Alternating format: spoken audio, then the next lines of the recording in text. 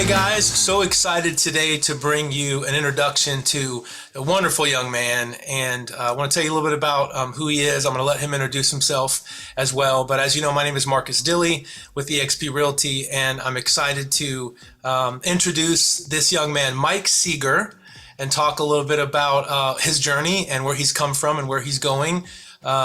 First of all, Mike, thank you for coming on and for talking about what you are doing and just all the cool stuff that we're going to discuss today. Oh, absolutely. I really appreciate you having me, and I'm looking forward to getting to talk with you. Mike, first of all, I want to say thank you for what you're doing in the community. And I just want to bring this up. The fact that you're a firefighter is a big deal. It's a big deal in general, just overall, because of what I'm sure you do. I know you've probably got stories that could probably take up an hour of things that are close to your heart and just amazing opportunities to serve the community. But personally, you know, my uncle was a firefighter. Actually, he's the police chief or fire chief now and doing investigations. But my cousin was a firefighter, and we have a lot of people in our family that do this. So I really appreciate you. Doing what you do. It means a lot. Thank you. I'm just blessed to be able to do it. And on a personal note, actually, my uncle's name, who's the fire chief, his name is Mike as well. A good name for it. Yeah, I have a couple. We have a couple. I have two uncles named Mike. My father-in-law is named Mike. My son's middle name is Mike. So we love Mikes. And actually, it's kind of funny. The other day on shift, there's 9 guys at our station. Because we're the busiest station at my department. So we've got a ton of rigs, but 4 out of the 9 guys were Mike. Isn't that something? It's a good name. Yeah. Well, listen, I want to jump in here and just ask you, first of all, how long you've been in real estate? So I've been in real estate. August made 1 year in real estate. So a year and some change now. What made you decide to get in? So real estate was always kind of something that was gonna be part of my destiny. I mean, it was pretty written in the stars. My grandfather back in the 70s started out buying commercial real estate and selling, and to this day, our family still owns some of his investments, which are some storage units, some apartments. And then my parents furthered that on the residential side and always had a bunch of rentals. So both of those really taught me what you can create with real estate, whether it's commercial or residential. My mom is a commercial property manager. She's a vice president at Griffiths Blessing here in the Colorado Springs. And so I got to see that side of things, and, God bless her. That's not a job I would want to do. That's right. It's a lot. Tough. So, but, my dad always kind of pushed me towards going towards being a realtor. And I think he planted those seeds for plenty of years, to the point where when it was time to get in, it was just so blatantly obvious that I needed to do this, and I really found a passion in it. And luckily that passion has really just kind of exploded into something I never could have imagined. Wow. That's an awesome story, man, especially when you come from that good stock. Like you said, the inevitability is there. That's really cool. So you got into it really not knowing what it was going to be like for you. You kind of knew what it was like for others. Tell me a little bit about the journey. Once you kind of joined, once you came on, what was your strategy like? How did you approach it? What do you see as being sort of your first steps? So for me, I think one thing that nobody ever told me was, once you pass your test, you think that's the hard part, but that's not the hard part. The hard part is finding where you belong and who's going to give you that support to help you to kind of plant your roots and just grow. And so for me, it was, I interviewed several different brokers, and I was dead set on joining with Keller Williams. But given, I'm a firefighter paramedic, I love what I do. It gives me the ability to serve on people's worst day, and real estate gives me to help create their best day. And I know that sounds cheesy, but that's one of my big motivators.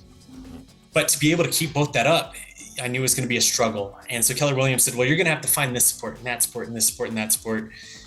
And I was like, well, cool. Where am I going to find that? Well, come to some of our classes and you might meet some people. So, I kind of left feeling a little bit drained there, and then met Matt Rutolo. And from the second I met Matt Rutolo, I loved his energy. I loved his drive to serve other people. I loved that he wasn't saying you're going to need to find that support. He's like, I got you, bro. And I know we've all heard that from him.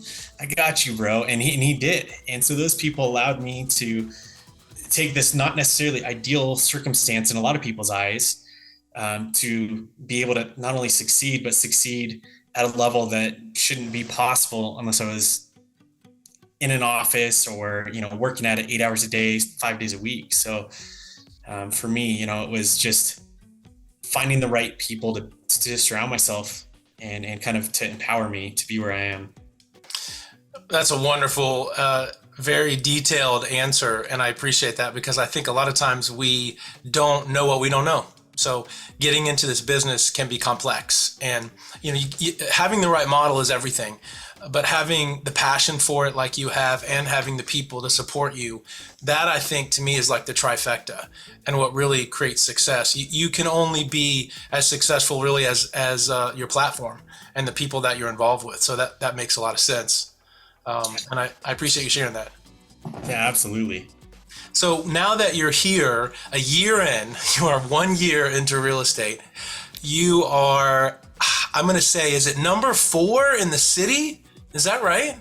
Yeah, number four in the city. And you're number 24 in the state? Is that also right? That is correct. Yeah. Mike, that's insane. I mean, I have to ask, what do you attribute that to? I think a lot of it is it's all about the relationships that you build up. And so throughout my life, I've been involved in a lot of different groups and a lot of areas of this city and of this state. And so being a firefighter, I live in Colorado Springs, but I work in Denver just 2 days a week. And so it allows me to really have a good pulse on not only these people, but this market.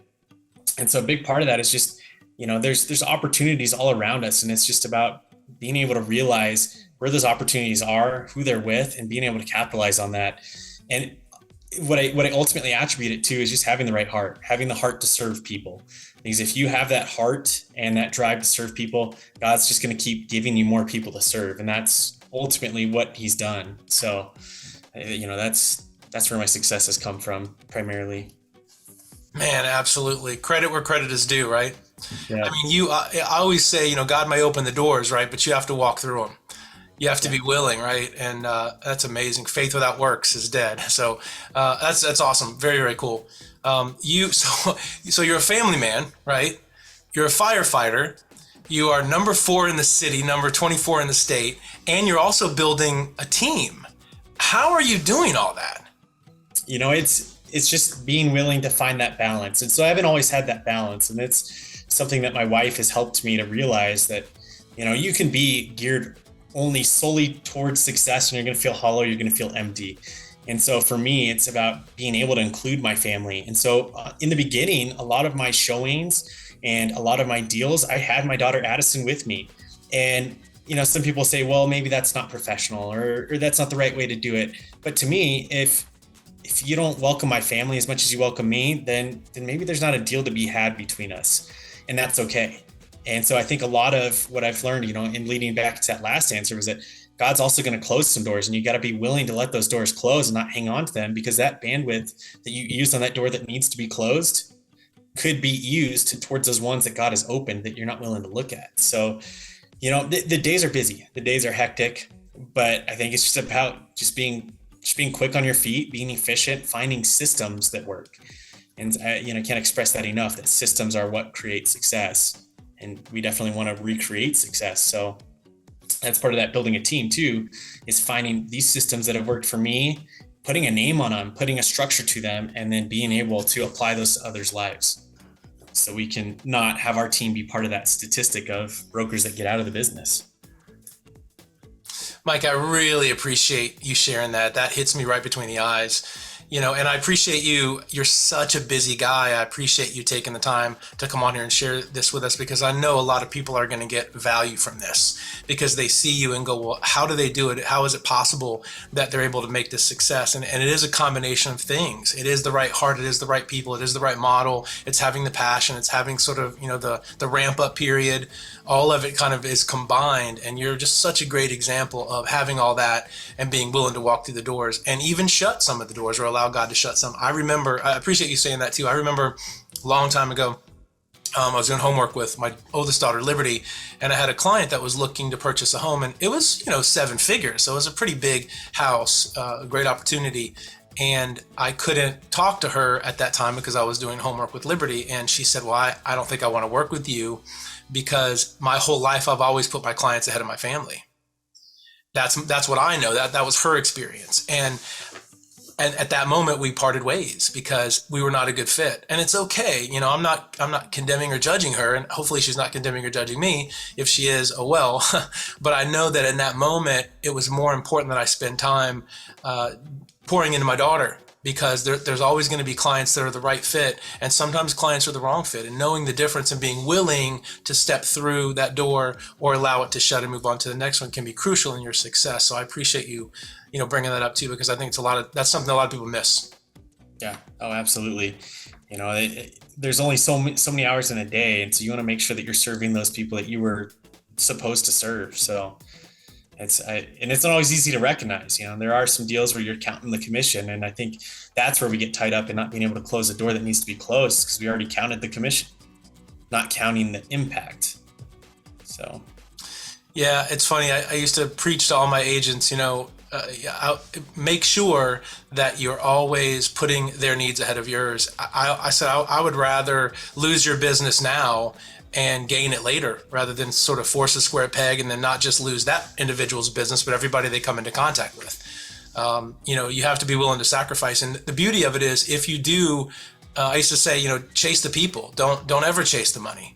Make sure that you take care of them and you put them first. If you do, really the money will come. It'll, if you really put the people first. What's interesting, because it's a little counterintuitive, because people think business minded, in a business minded way, you really do have to focus on the bottom line, which you do. But if you take care of the people, the money falls out of the sky, right? If you chase the money, the people disappear because they can smell, commission breath a mile away.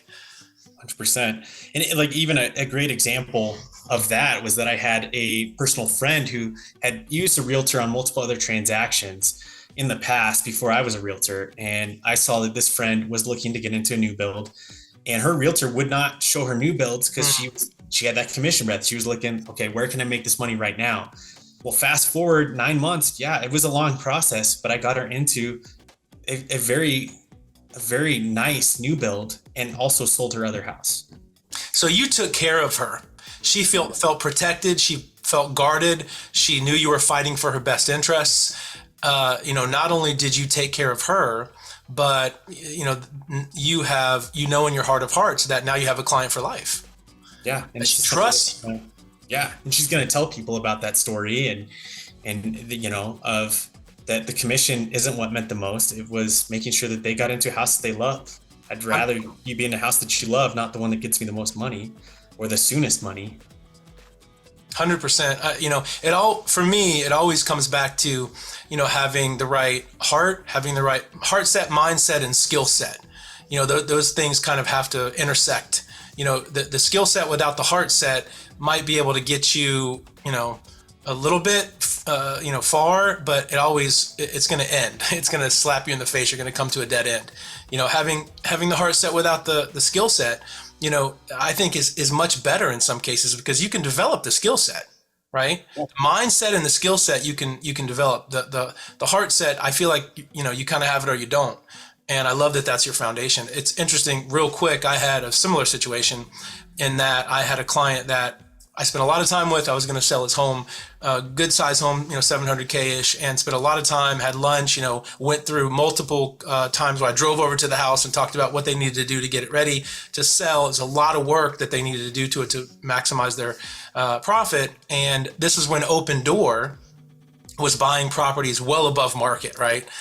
Before they went through everything that they're going through now, which again, you get what you pay for. Eventually it's all going to come out in the wash, as they say. So, but at this time they were overpaying. So he calls me after many, many weeks and says, hey, I'm thinking about selling Open Door. What do you think? And he trusted me at the time. I'd worked with him in the past on some investments. And I looked at the numbers, Mike, and I said, you need to sell to Open Door.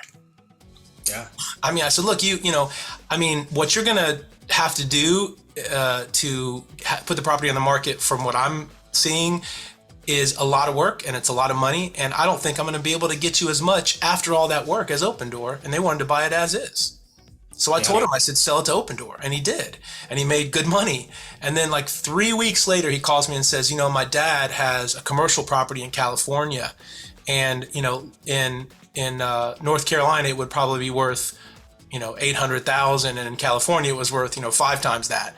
And he said, they want to sell this property and they want to do a 1031 exchange and buy homes in their place. And luckily, I was very familiar with 1031 exchanges. Long story short, I got 8 deals out of it. Oh my gosh. So, it is. And that kind of scenario happens more often than you think. If you're willing to forego quick money and not putting the client's needs ahead of your own, it can really not just benefit you ultimately, but also benefit your client, which is really what you're looking for. So. Yeah. Yeah. And that word of mouth travels. I mean, it's so powerful because they're going to remember that and they're going to tell all their friends, all their family about that. So, to me, that's much more important than just a immediate monetary gain. I will continue to have favor and blessings thrown my way because, I'm going to do the work that I was set out to do, that was given to me. So, just making sure that we're serving our clients, will pay dividends. Mike, this is great stuff, man. I know you're a super busy guy. We're about to wrap up here. 2 more questions and we'll be done. Tell me a little bit about how EXP in particular has impacted your business. Anything that you have seen that you think may have, because I know you said you were going to go elsewhere. Do you feel that particular model has been an impact, and if so, how? EXP, when I look at it, especially looking at how the model was created, it's very clear to see that it was created for agent success and it was created to give back to the agents. So, every brokerage is going to have their split. They're going to have their capping amount. And I think EXP's was really reasonable, and they provide all these revenues so that you can make your business scalable. You can make it, if you're working just off sales, or if you want to create your own team, or if, however you want your business to go, there's people and places to allow you to explore that option. There's just so many trainings. I think a big thing for me, my job would not be something that I could do if I wasn't able to work wherever I need to. And so this model allows me to, I just have a little Surface Pro tablet that it's no bigger than a regular iPad, and I can do every single thing that I need to do off of this. And so I think that allows us to serve our clients better because we can meet them wherever, whenever. It allows us to not only help our clients, but to show other agents how our business runs just off of this little cloud brokerage. And not to mention EXP World has plenty more resources as well. So EXP just was, when you look at it on paper, it's the brokerage that wants to develop agents, develop the company itself in a way that benefits us and really allows me to keep the maximum amount of my commission. I mean, I capped in 7 weeks. So I've got, 10 months on cap where EXP's collecting almost nothing. And I think that's really selfless of a brokerage. Yeah, just the ability to cap in an icon too. That's something that I think a lot of people just don't know. Again, you don't know what you don't know. To be able to be at a firm where you're getting all the support, all the mentorship, the tools, the technology, the training, you're able to kind of basically work for 100%. Plus, actually, I mean, I think with what I'm doing this year, I think I'll be at like 132%, and that's not even counting the stock, which I've amassed over the last several years. So, I appreciate you saying that. I think it's, being able to not just have the camaraderie and the support that we have where we share at high levels with agents that are out there doing, $30 million a year by themselves, or huge, companies and teams that have come over and seen their model explode, because they can plug into our systems, down to the newer agents like you that plug in and really can take off based on all these factors, I think is quite an exceptional thing. Yeah. Last question. Anything that you would like to tell an agent, anything that you, that's on your mind that you just want to share, whether they're brand new agents like you or whether they're agents that have been here a while, is there anything that you would say sort of as a takeaway for you that you would want to share with them? Yeah, I think a big thing is it's really easy to get caught up in the hustle and bustle. It's really easy to count your commissions, to count your deals, to find, I've got stats that I could bring out that are absolutely incredible. Like we talked about where I'm ranking and in different volume. But if you're not seeking to serve your clients and to find, what their best interest is, make sure that they're in a house that they love, not a house that they can tolerate. Your purpose is going to drive you a lot more, and that's going to lead to less burnout. So I think even, of those 86% that get out of the business, I don't think we talk enough about how many people are actually getting out after that, first initial period. How Mm, many longtime agents lose sight of why they got into this, and then all of a sudden they're burnt out and they hate what they do, and they negative. Then it even trickles down to the point where, if we're trying to work together with that agent that's burnt out, maybe we can't get that deal done because of their personality, mm. because they're they're over it. They've lost their sense of purpose. So I think all that to say, we always want to make sure that our primary mover is our purpose, is our impact on other people, is helping other people and serving in a way that isn't going to burn us out like that. Wow. Excellent. Mike, thank you so much for taking the time out of your super busy schedule to share your experience with us. Really appreciate you. Thank you for all you're doing in the community and all you're doing for this industry. You are an inspiration, my friend, and I can't wait for what's next. Oh, I really appreciate that. Thanks for having me. And it's just it's really rewarding to have this opportunity with you. Thanks again, Mike. Have a great day, bud. Yeah, you too.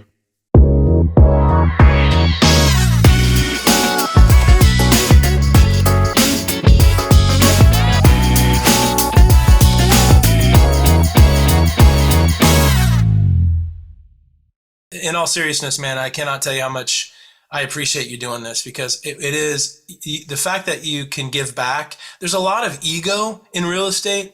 A lot of people have, their own stuff they bring to the table, and it can make for complications that are kind of unnecessary. So and you and I and Matt and a lot of the people that are kind of in our family are very similar in that we can kick butt, right? And we have the ability to do those things, but we do it from a place of humility and not from a place of like conceit or, insecurity. I mean, we've all got insecurities, but I got more than most, but I think, you can really notice that when someone is genuine and cares about others and is doing really well, people are looking up to you in a way that they've always looked up to you, I'm sure, in one way or another, and certainly as a firefighter. And now in a new industry, they're watching you succeed and do it with heart and character and integrity. And I don't know, man. I don't have the words. It's really awesome to see. I appreciate that, especially coming from you. I have a lot of respect for you and what you've helped create, because your success led to my success. So I think you hit the nail on the head, though. It's about humility, because it's really easy to be like, oh yeah, I'm doing fantastic. I'm doing better than all these other people. Like, it's not about that. I Yeah. mean, I've been blessed. In my opinion, I don't deserve the success that I've seen, and I'm Mm. just extremely grateful that I have seen it. Yeah. So I think that even more I know leads that to why feeling. I teach others. What's that? That leads to even more why I want to help others see that same success.